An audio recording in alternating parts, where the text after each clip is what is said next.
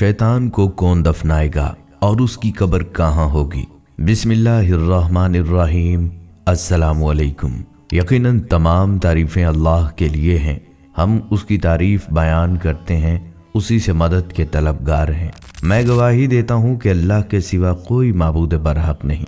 नाज़रीन, इस दुनिया में एक ऐसी हस्ती भी है जिसको गायबाना तौर पर सब लोग जानते हैं।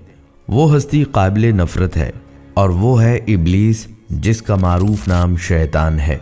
रहमते इलाही से मलाऊन होने से पहले शैतान का नाम अज़ाज़ील था। आदम अलैहिस्सलाम को सजदा न करने और हुक्म इलाही की खिलाफ वर्जी की पादाश में उसका नाम इब्लीस रख दिया गया। शैतान भी इसी इब्लीस को कहते हैं। आज की इस ख़ास वीडियो में शैतान के हवाले से आपको तफसील से बताया जाएगा, यानी इंसानों के अज़ली दुश्मन शैतान को कैसे पैदा किया गया, इस बदबख्त शैतान के माँ बाप कौन थे और शैतान अज़ाज़ील से इब्लीस कैसे बना, शैतान को मौत कब आएगी, इसका अंजाम कैसा भयानक होगा, शैतान को कौन दफनाएगा और इसकी कब्र कहाँ होगी, इब्लीस को मौत कौन देगा, क्या शैतान को नज़ा के आलम में तकलीफ होगी और शैतान की कब्र कहाँ बनाई जाएगी, शैतान कितने अरसे तक मौत की नींद सोया रहेगा। नाज़रीन, इन तमाम सवालात के जवाबात कुरान और हदीस की रोशनी में मुकम्मल तहकीक के बाद एक कहानी की सूरत में आप सब के साथ शेयर कर रहे हैं। नाज़रीन, सबसे पहले ये जान लीजिए कि आसमानों पर शैतान का नाम अज़ाज़ील था। ये उस वक्त बहुत नेक बल्कि फ़रिश्तों का इमाम था।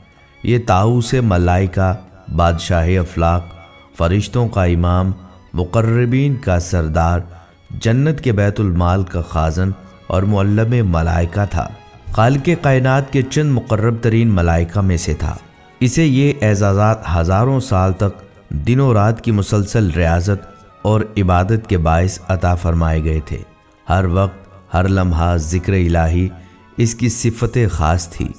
खुशनुदी रब इसका मकसद हयात था। पहले आसमान से हफ्त अफलाक तक, जन्नतुल मावा से लोहे महफूज तक बिला रोक टोक रसाई ने इसे दूसरों से बरतर कर दिया था। ये तख्लीक़े आदम से हज़ारों साल पहले की बात है कि एक दिन वो अदब व एहतराम के करीनों का ख्याल रखते हुए लोहे महफूज पर पहुंचा। शुक्र व एहसान से बोझल पलकों को उठाकर ऊपर देखा, जहां तहरीर था आऊज़ु बिल्लाहि मिनश्शैतानिर रजीम, यानी पनाह मांगता हूँ अल्लाह की शैतान मरदूद से। ये पढ़कर उसके पूरे वजूद पर खौफ से सनसनाहट तारी हो गई। उसने डरते डरते अर्ज़ किया, ऐ अल्लाह, ये शैतान कौन है? बारगाहे खुदाबंदी से निदा आई, ऐ अज़ाज़ील, ये निहायत आबिद, ज़ाहिद, बरगुज़ीदा और मेरे मुक़र्रबीन ख़ास में से है, लेकिन ये तकब्बर में मुब्तला होकर मेरी हुक्मदूली करेगा। बस मैं उसे मलाउन व मरदूद करार देकर राइंदा दरगाह कर दूंगा। रब्बे ज़ुल जलाल की इस बात से वो लरज़ उठा। उसकी ज़ुबान में लड़खड़ाहट आ गई। अटकते लफ्ज़ों के दरमियान फिर अर्ज़ किया, ऐ माबूद बरहक, क्या मैं उससे वाकिफ़ हूँ? इरशाद हुआ, वक्त आने पर तू न सिर्फ उसे पहचान जाएगा बल्कि उसके अंजाम से भी वाकिफ़ हो जाएगा। अर्शे मुल्ला से आने वाले इस जवाब से उसका वजूद कांप उठा। बेख्तियार आंखों से आंसू जारी हो गए। उसने सोचा, आखिर वो कौन बदनसीब और बदबख्त होगा जो हमेशा के लिए निशान इबरत बना दिया जाएगा। बरसों तक ये ख्याल उसकी सोचों पर गालिब रहा। ताहम गुजरते वक्त के साथ बढ़ती जिम्मेदारियों और शदीद मसरूफियात ने इस वाक़े को उसकी यादों से महव कर दिया। फरिश्तों के उस्ताद की हैसियत से उसकी जिम्मेदारी दर्स व वाज़ भी थी, जिसका आसमानों में दूर दूर तक चर्चा था और मलाइका की बड़ी तादाद उसमें शरीक होकर मुस्तफ़ीद होती थी। जब वो अपनी इन महाफिल में हज़रत जिब्राईल अलैहिस्सलाम, हज़रत मीकाईल अलैहिस्सलाम, हज़रत इज़राईल अलैहिस्सलाम और हज़रत इसराफील अलैहिस्सलाम जैसे मुक़र्रब फ़रिश्तों को देखता तो उसमें बरतरी की एक कैफियत पैदा हो जाती। शायद उसका नाम तकब्बर हो। बहरहाल बीते सालों के साथ साथ उसके दर्जात मज़ीद बुलंद होते चले गए। अब उसकी हैसियत बादशाह अफलाक की सी थी। इतने बड़े मर्तबे के बाद उसमें आजिज़ी व इनकसारी पैदा होनी चाहिए थी। लेकिन मामला उसके बरक्स हुआ। वो कहता है, मुझे यूं महसूस होता है कि जैसे मेरे अंदर से एक आवाज़ मुझे कहती, ऐ अज़ाज़ील, तू इन सब से अफजल है।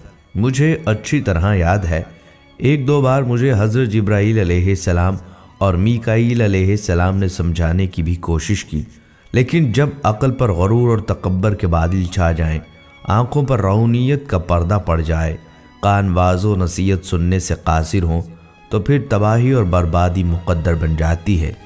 ज़िल्लत और रुसवाई का तोक़ हमेशा के लिए गले की ज़ीनत बन जाता है। और फिर एक बदकिस्मत दिन ये सब कुछ मेरे साथ भी हुआ। रब्बे ज़ुल जलाल ने उसकी हज़ार सालों की इबादतें उसके मुंह पर दे मारी। वो जो ताऊसे मलाइका था अब मलाउन व मरदूद बन चुका था। उसे हज़रत इंसान का खुला दुश्मन करार देकर लानतुल्लाह अलैहिम शयातीनुहुम के लक़ब से नवाजा गया। अब वो शर की तागूती कुव्वत में तब्दील होकर बदी और बुराई की सबसे बड़ी इलामत बन चुका था। कुरान पाक में 88 बार शैतान और 11 बार इब्लीस के नाम से उसका जिक्र किया गया है और इंसानों को उससे दूर रहने की और उसके शर से बचने का हुक्म दिया गया। अल्लाह ताला ने 1,24,000 पैगंबरों को दुनिया में माबूज फरमाकर कौमों को शैतान लईन के मकरो फरेब से बचने की तलकीन फरमाई। नाजरीन, ज़मीन पर जाने से पहले शैतान ने अल्लाह से 4 चीज़ों की इजाज़त तलब की। नंबर 1, ता क़यामत मौत से मोहलत। नंबर 2, अहले ज़मीन को बहकाने की कुव्वत। नंबर 3, हैयत तब्दील करने की सलाहियत। नंबर 4, औलाद कसीर और उनकी तवील उम्रें। अल्लाह ताला ने फरमाया, जा, तुझे इजाज़त है, लेकिन मेरे नेक बंदे तेरे फरेब में नहीं आएंगे, और जिसने तेरा साथ दिया मैं तुझसे और उनसे जहन्नम को भर दूंगा, जिसका तज़किरा सूरह बनी इसराइल की आयत नंबर 61 ता 63 में मौजूद है। अब उसका काम आसान हो गया था। खनखनाती सड़ी मट्टी से पैदा किया गया ये हज़रत इंसान जो अशरफुल मखलूक़ात है, मौजूद मलाइका, एहसन तक़वीम और अपने औसाफ़ व कमालात पर नाज़ा हैं। लेकिन शैतान इस नफ्स के पुजारी इंसान की रगो पै से अच्छी तरह वाकिफ़ है। गो कि उसे इस बात का इख्तियार नहीं कि वो इनके अज्जाम पर काबिज़ हो सके, इनसे बिलजबर बदी के काम करवाए। चुनाचा वो नफ्से अमारा को अपनी वसवसे अंदाजियों और दसीसा कारियों के चुंगल में फंसाकर बुराइयों पर आमादा करता है। इनमें से जो साहिब ईमान हैं वो तो ताऊज़ और इस्तग़फ़ार पढ़कर उससे भाग जाते हैं, लेकिन लालची फितरत की हामिल अक्सरियत उसके दामे फरेब में मुब्तला होकर अंधाधुंध उसके पीछे चलने लगते हैं। फिर ये खुद ही शिर्क को तालीम, कुफ्र व फ़स्क़ को इबादत, नाफरमानी को हाज़र जवाबी, बदतमीज़ी को बहादरी, मौसीकी को रूह की ग़िज़ा, रक़्स को जिस्म की शायरी, उरियानियत और फ़हाशी को जिद्दत पसंदी और मजहबी इक़दामात को फ़रसूदा दीनी रवायात को क़दामत परस्ती करार देकर शर्मो हया की चादर को तार तार कर देते हैं। नाजरीन, हज़रत आदम अलैहिस्सलाम के दुनिया में आने से क़बल कुर्राए अर्ज़ और आसमान पर 2 किस्म की मखलूक़ात रहती थीं, एक नूरी और दूसरी नारी। नूरी मखलूक नूर से पैदा किए गए फरिश्ते हैं जो आसमानों में रहकर दिन रात इबादत इलाही में मसरूफ़ रहते हैं। उनके यहाँ औरतें होती हैं और ना ही उनकी नस्ल चलती है। नारी मखलूक जिन्नात हैं जो आग से पैदा किए गए हैं, ये ज़मीन पर रहते हैं। उनके यहाँ औरतें भी होती हैं जो उनकी नस्ल को भी खूब फैलाती हैं। जिन्नात में शर का मादा बहुत ज़्यादा होता है। अक्सर लोग शैतान को भी फरिश्ता समझते, लेकिन शैतान जिन्नात की नस्ल से है और आग के भड़कते हुए शोले से पैदा किया गया। जिस तरह इंसानों में हज़रत आदम अलैहिस्सलाम को अबूल बशर कहा जाता है, इसी तरह शैतान के जद्दे अमजद तारानूस को अबूल जिन के नाम से याद किया जाता है। कुछ मुर्रिखीन ने उनका नाम मारज भी लिखा है। नाजरीन, यहाँ ये भी जान लीजिए कि शैतान के 5 अहम साथी हैं, जिनके नाम ये हैं। इसके इख्तियार में मुसीबतों का कारोबार है, जिसमें लोग हाय वावेला करते हैं और गिरेबान फाड़ते हैं, मुंह पर तमाचे मारते हैं और जाहलियत के नारे लगाते हैं। और ये लोगों को बदी का मुर्तकिब करता है और उसे उन पर अच्छा और पसंदीदा करके दिखाता है। नंबर 3, मसूर। ये कज़्ब और दरोग पर मामूर है, जिसे लोग कान लगाकर सुने, तजस्सुस करें और आदि सुनकर मज़ीद खुद इजाफ़ा कर लें। ये इंसानों की शक्ल अपनाकर उनसे मिलता है और उन्हें फसाद करने की झूठी खबरें सुनाता है। नंबर 4 दासिम, ये आदमी के साथ घर में दाखिल होता है और घर वालों के ऐब दिखाता है और उन पर गज़ब करता है। नंबर 5 ज़ेक्नियोर, ये बाज़ारों का मुख्तार है, बाज़ारों में आकर किस्म किस्म की बदी और बददियानती के झंडे गाड़ता है। गर्ज शैतान मरदूद ने कुल मुख्तार मालिक से दुश्मनी निभाई और यूं वो मरदूद ठहरा। नाजरीन, बचपन में एक अजीब व गरीब सा सवाल जहन में उठता था कि ये जो शैतान है, ये अगर बारे खुदाबंदी में तौबा कर ले तो अल्लाह क्या इसकी ज़ात को माफ़ न कर देगी? अगर माफ़ कर दे तो ये तमाम बुराइयां ख़त्म हो जाएंगी। जाहिर है बचपन था, किसी से झिझक के बायस सवाल पूछा ही नहीं। थोड़ा होश संभाला तो इसके मुतल्लिक जाना कि यह कौन है, इसकी असलियत क्या थी, अब क्या और क्यों इसकी तौबा कबूल नहीं हो सकती। शैतान यानी इब्लीस का असल नाम अज़ाज़ील है। बचपन का वो सवाल कि क्या सिर्फ सजदा ना करने की वजह से शैतान को धुतकार मिला, क्या उसे तौबा का मौका नहीं मिला? जब अल्लाह ताला ने तमाम फरिश्तों को हुक्म दिया कि आदम अलैहिस्सलाम को सजदा करो, तमाम फरिश्ते फ़ौरन सजदे में गिर जाते हैं सिवाय इब्लीस के। अल्लाह ताला की ज़ात अगर चाहती तो उसी वक्त उसको अपनी बारगाह से खारिज कर सकती थी, लेकिन ऐसा नहीं हुआ। उसे तौबा का मौका मिल गया। पूछा गया, ए अज़ाज़ील, तूने सजदा क्यों न किया? कुरान मजीद में है कि जब अल्लाह ने हज़रत आदम अलैहिस्सलाम को सजदा करने का हुक्म दिया तो इब्लीस ने इनकार कर दिया और हज़रत आदम अलैहिस्सलाम की तहकीर और अपनी बड़ाई का इजहार करके तकब्बुर किया। इसी जुर्म के सज़ा में खुदावंद आलम ने उसको मरदूद बारगाह करके दोनों जहां में मालून फरमा दिया और उसकी पैरवी करने वालों को जहन्नम में अज़ाब नार का सज़ावार बनाया। अल्लाह ने फरमाया, किस चीज़ ने तुझे रोका कि तू सजदा न किया? जब मैंने तुझे हुक्म दिया था, बोला मैं उससे बेहतर हूँ तो मुझे आग से बना, और उसे मट्टी से बनाया। फरमाया, तू यहाँ से उतर जा, तुझे नहीं पहुँचता कि यहाँ रह कर गरूर करे, निकल, तू ज़िल्लत वालों में है। बोला, मुझे फुर्सत दे उस दिन तक के लोग उठाए जाएं। फरमाया, तुझे मोहलत है। बोला, तो कसम है उसकी, तूने मुझे गुमराह किया, मैं ज़रूर तेरे सीधे रास्ते पर उनकी ताक में बैठूंगा, फिर ज़रूर मैं उनके पास आऊँगा, उनके आगे और पीछे, दाहिने और बाएं से, और तू उनमें अक्सर को शुक्र गुजार ना पाएगा। फरमाया, यहाँ से निकल जा। रद्द किया गया और अंधा हो गया।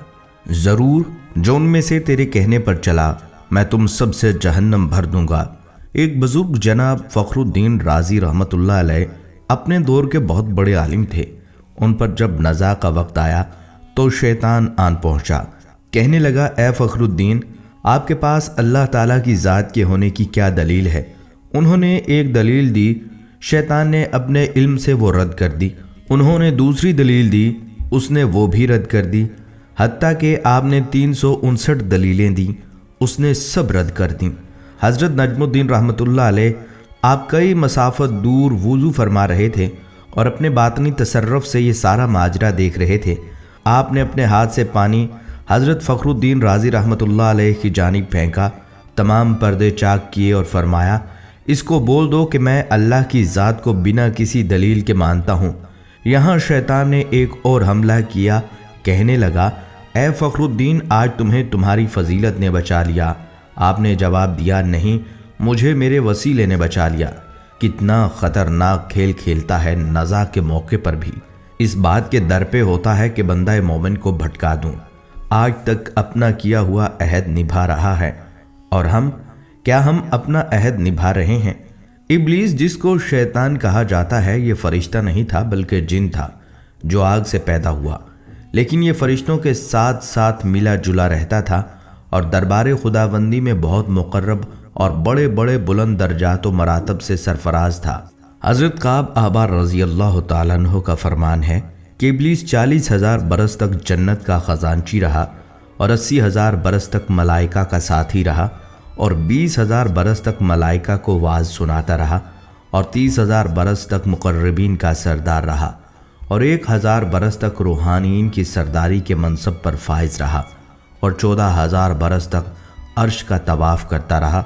और पहले आसमान में उसका नाम आबिद, दूसरे आसमान में जाहिद, तीसरे आसमान में आरिफ और चौथे आसमान में वली और पांचवें आसमान में तकी اور چھٹے آسمان میں خازن اور ساتویں آسمان میں عزازیل تھا، اور لوح محفوظ میں اس کا نام ابلیس لکھا ہوا تھا، اور یہ اپنے انجام سے غافل اور خاتمے سے بے خبر تھا۔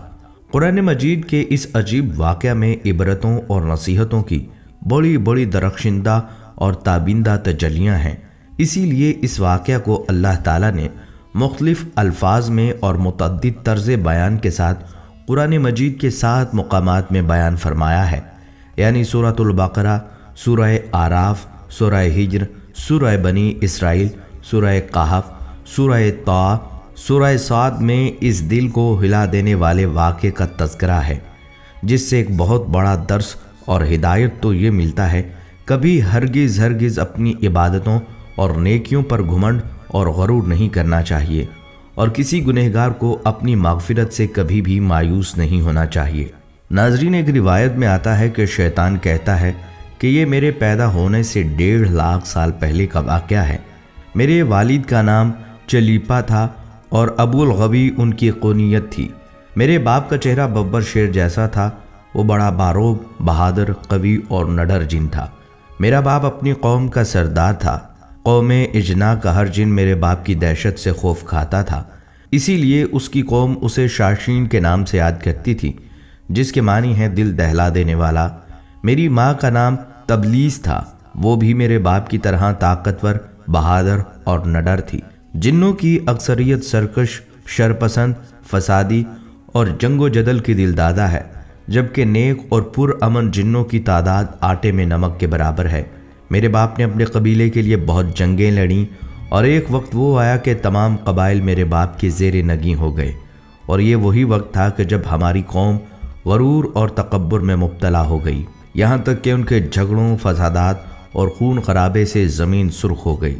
لہٰذا اللہ تعالیٰ نے اس فساد کے قلع کما کے لیے آسمانوں سے فرشتوں کی فوج بھیجی۔ زمین پر میری قوم اور فرشتوں کے درمیان ایک خوفناک جنگ ہوئی، جس کے نتیجے میں میرے والدین سمیت زیادہ تر شرپسند جن مارے گئے۔ کچھ سمندر پار دور دراز جزائر میں جا چھپے، جبکہ نیک جنوں نے غاروں میں پناہ لے لی۔ اس وقت میں کم سن تھا اور اس تباہی پر ایک میدان میں کھڑا زار و قطار رو رہا تھا۔ میرے ارد گرد جنات کی لاشوں کے ڈھیر پڑے تھے۔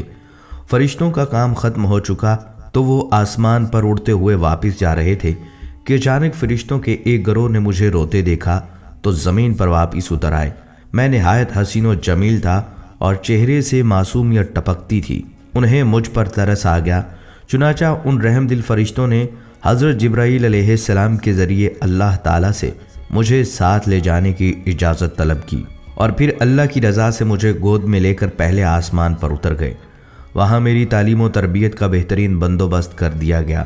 میں بہت ذہین تھا اور محنتی بھی، اپنے تمام تر وقت عبادت و ریاضت میں گزارتا تھا، اپنے اتالیق فرشتوں سمیت سب سے بہت کم بات کرتا، اکیلا ہی آسمان کی سیر کو نکل جاتا اور گھنٹوں قدرت الہی کے راز ہائے سربستہ کو جاننے کی ناکام کوششوں میں اپنا سر کھپاتا۔ وقت تیزی سے گزرتا رہا۔ میرے سرد رویے نے مجھے فرشتوں میں مغرور اور مشہور کر دیا، لیکن مجھے اس کی فکر نہیں تھی۔ میرا ہدف تو اللہ کا سب سے مقرب اور عبادت گزار بننا تھا، جس کے لیے میں دن رات ریاضت و عبادت میں مصروف رہتا، یہاں تک کہ ایک دن اللہ نے مجھے دوسرے آسمان پر فائز فرما دیا، اور پھر گزرتے وقت کے ساتھ اپنی عملیت اور قابلیت کی بنا پر مجھے اللہ کا قرب حاصل ہوتا چلا گیا۔ پہلے آسمان پر مجھے عابد کہا جاتا تھا، دوسرے پر زاہد، تیسرے پر عارف، چوتھے پر ولی، پانچویں پر تقی، چھٹے پر خازن، اور ساتویں آسمان پر مجھے عزازیل کے نام سے پکارا جاتا۔ آدم علیہ السلام کے پتلے سے ملاقات ایک دن کا واقعہ ہے کہ میں ہفت افلاق کی سیر کرتا ہوا اوپر پہنچا تو مجھے پتہ چلا کہ اللہ تعالیٰ ایک نئی مخلوق پیدا فرما رہے ہیں، جس کے لیے دنیا کے ہر کونے سے مٹی لائی گئی ہے۔ علامہ ابن کثیر لکھتے ہیں کہ اللہ عز و جل نے آدم کے پتلے کو اپنے دست قدرت سے پیدا فرمایا، اور یہ بغیر روح کے 40 سال تک اسی طرح پڑا رہا۔ فرشتے جب اس کے پاس سے گزرتے تو گھبرا جاتے۔ ان میں سب سے گھبرانے والا ابلیس تھا۔ یہ اس کے پاس سے گزرتا تو اسے مارتا، جس کی وجہ سے اس کے جسم سے ایسی آوازیں نکلتی جیسے کھنکھناتی مٹی کی ٹھیکری سے نکلتی ہیں۔ ابلیس اس کے جسم میں اندر داخل ہوا اور پیچھے سے نکل آیا اور فرشتوں سے کہا تم اس سے نہ ڈرو، یہ تو اندر سے خالی ہے، اگر میں اس پر مسلط ہو گیا تو اسے ہلاک کر ڈالوں گا۔ اور پھر وہ دن بھی آ گیا جب رب العالمین نے فرشتوں سے فرمایا کہ میں زمین پر اپنا ایک نائب بنانے لگا ہوں، وہ زمین پر میرے احکامات کا نفاذ کروائے گا۔ فرشتوں نے عرض کیا اے پروردگار عالم، یہ زمین میں فساد برپا کرے گا اور آپس میں خون ریزی کریں گے، جبکہ ہم تو دن رات آپ کی تسبیح کرتے ہیں اور آپ کی پاکی بیان کرتے رہتے ہیں۔ اللہ تعالیٰ نے فرمایا جو کچھ میں جانتا ہوں وہ تم نہیں جانتے۔ پھر اللہ تعالیٰ نے آدم علیہ السلام کو تمام چیزوں کے نام سکھا دیے اور انہیں فرشتوں کے سامنے پیش کرتے ہوئے فرمایا اگر تم سچے ہو تو مجھے ان کے نام بتاؤ۔ انہوں نے کہا تو پاک ہے، ہم تو اتنا ہی جانتے ہیں جتنا تو نے ہمیں بتایا، بے شک تو بڑے علم اور حکمت والا ہے۔ پھر اللہ تعالیٰ فرماتا ہے اے آدم ان چیزوں کے نام بتا دو۔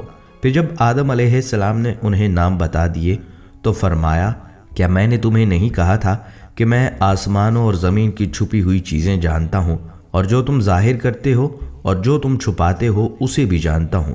پھر فرشتوں کو حکم دیا کہ آدم کو سجدہ کرو، انہوں نے سجدہ کیا مگر ابلیس نے انکار کیا۔ شیطان کو تکبر، رعونیت اور بڑائی نے آدم کو سجدہ کرنے سے روکے رکھا۔ اللہ تعالیٰ نے فرمایا تجھے سجدہ کرنے سے کس چیز نے منع کیا ہے جبکہ میں نے تجھے حکم دیا ہے؟ وہ بولا میں اس سے بہتر ہوں کہ تو نے مجھے آگ سے بنایا، اسے مٹی سے بنایا، میں ایسا نہیں کہ انسان کو سجدہ کروں جسے تو نے سڑے ہوئے کھنکھناتے گارے سے پیدا کیا۔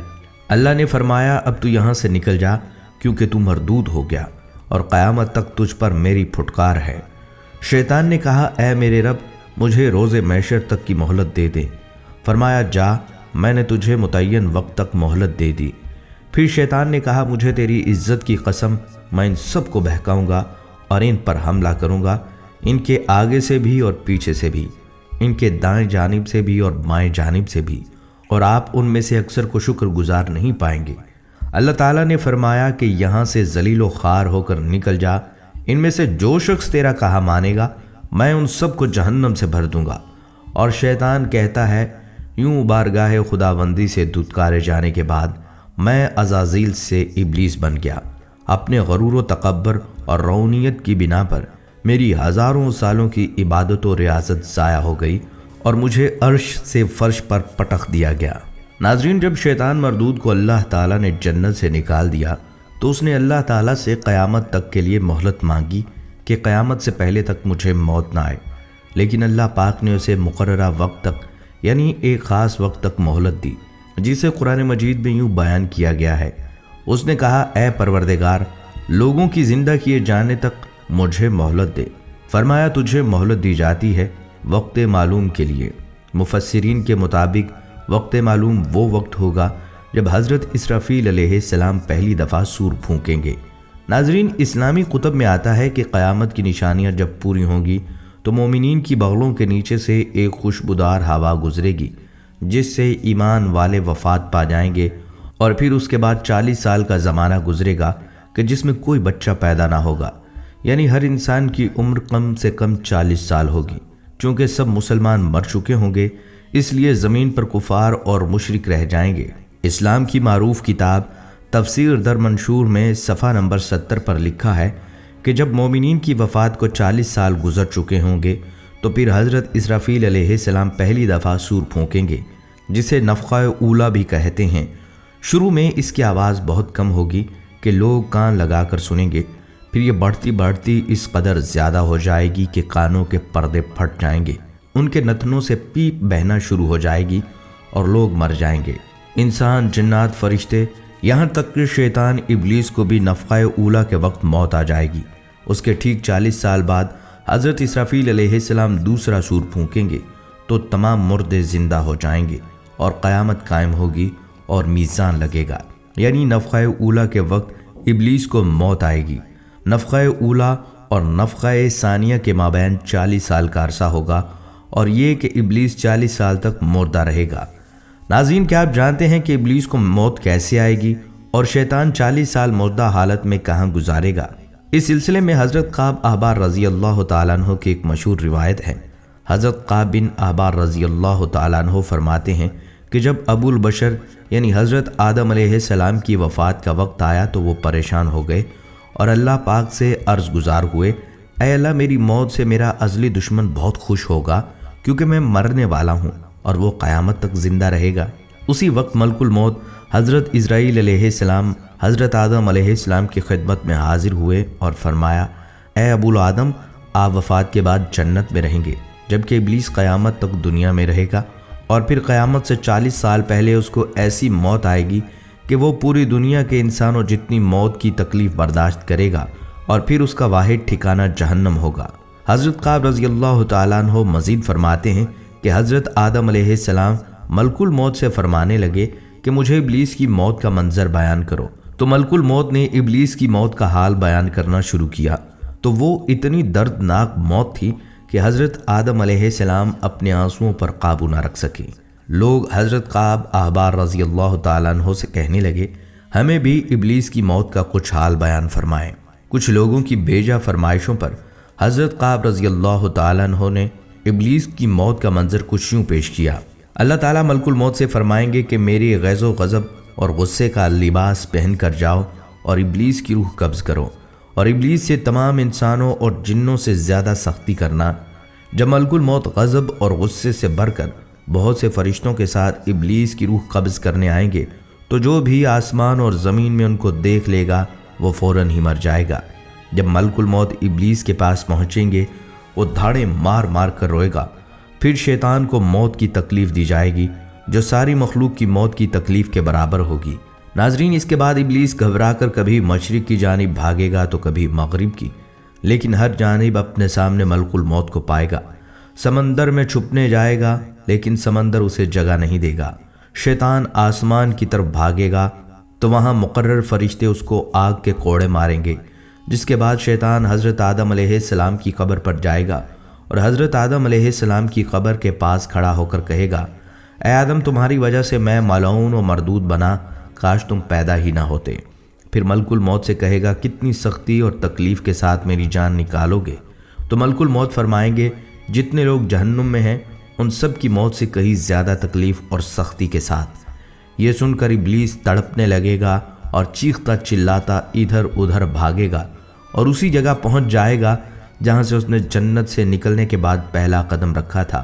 وہ جگہ آگ کے انگارے کی طرح سرخ ہوگی، زمین چنگاری کی طرح ہو جائے گی۔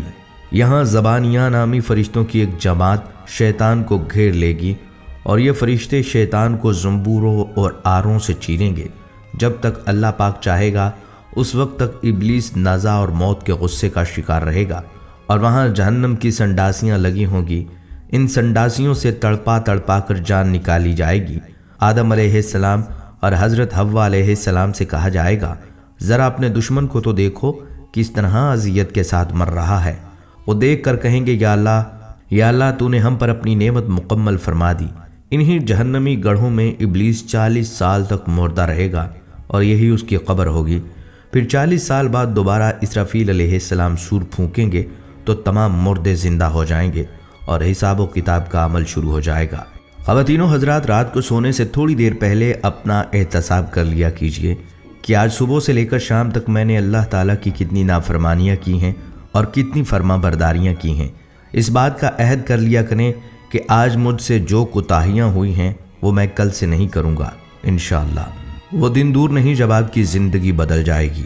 ناظرین، یہ تھی ہماری آج کی ویڈیو، امید کرتے ہیں آپ کو ضرور پسند آئی ہوگی۔